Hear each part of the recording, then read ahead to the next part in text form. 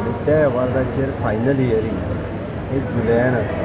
तेन्ना त्या अवॉर्डाचेर अपील आमी केलां, कर्नाटकूय आसा आनी महाराष्ट्रूय आसा आनी MOF ताका पार्टी आसा। हे सगळे जुलयान तेजे फायनल हियरींग आसा।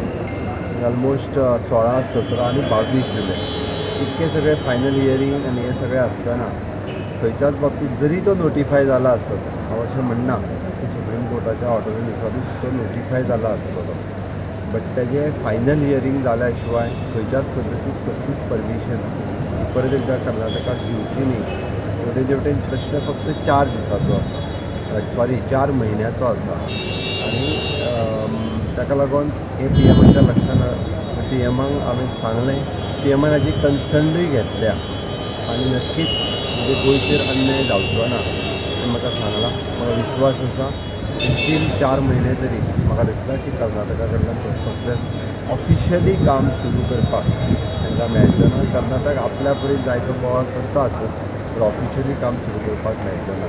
Second thing about the mining case, आमी already according to the instruction of the central government आमी मायनींग केसीच्या बाबतींत रिव्यू रिट पिटिशन घातला।